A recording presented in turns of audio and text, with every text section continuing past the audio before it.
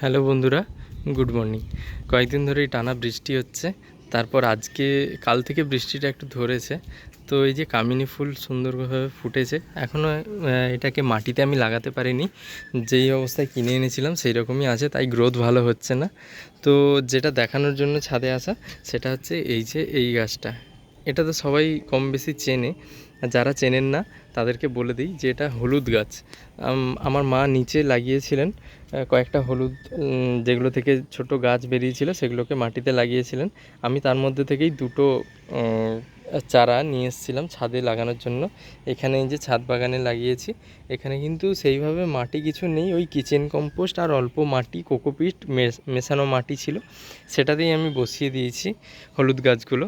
আর হলুদ গাছ, আদা গাছ, এই ধরনের গাছগুলো মানে গোড়া আলগা হলেই ভালো হয়, তাহলে কি হবে, গাছ নিচে হলুদটা ভালো হবে। মানে আমার এটা ধারণা, আমি জানি না যে সত্যি কি মিথ্যে, তবে আমার মনে হয় যে হলুদ গাছের গোড়া আলগা হলেই ভালো হবে। তো সেই জন্য আমি এখানে লাগিয়ে দিয়েছিলাম। আমি লাগিয়েছিলাম শুধু এইটা আর এইটা ছোট্ট, মানে গাছগুলো কতটা ছিল যখন লাগাই এইরকম ছোট ছিল।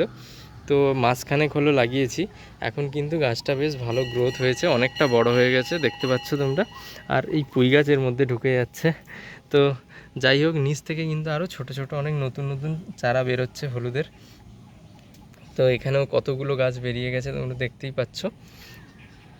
আর হলুদ গাছ একটা উপকারী গাছ, এর তো মেডিকেল বেনিফিটও অনেক আছে। তো এইরকম গাছ ছাদে হলে তো বেশ ভালো, মানে বাড়িতেই অ্যালোভেরা, হলুদ, এই ধরনের গাছ রাখা ভালো, এগুলো কাজের জিনিস। আর যে কোনো গাছই হলে সেটা তো ভালোই লাগে, তার মধ্যে এরকম উপকারী গাছ যে ছাদে হয়েছে সেটা তো খুবই ভালো।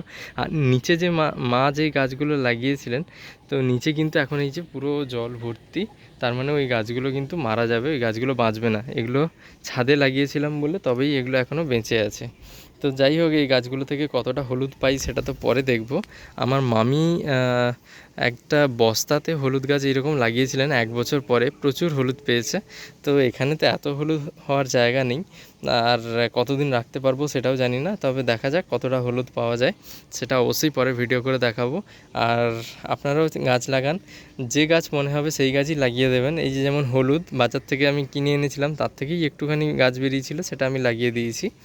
আর এরপর এখান থেকে যখন হলুদ পাওয়া যাবে তখন তো মনটা খুশিতে ভরে যাবে। তো আগে আমি আলু গাছ লাগিয়েছিলাম, বিশেষ কিছু হয়নি, 2-3টে আলু পেয়েছিলাম, কিন্তু যাই হোক সেটাও খুব ভালো লেগেছিলো। আর এটার থেকে দেখা যাক কতগুলো হলুদ পাওয়া যায়, পরে দেখাবো। আর সবাই গাছ লাগান আর মন ভালো রাখুন নিজের।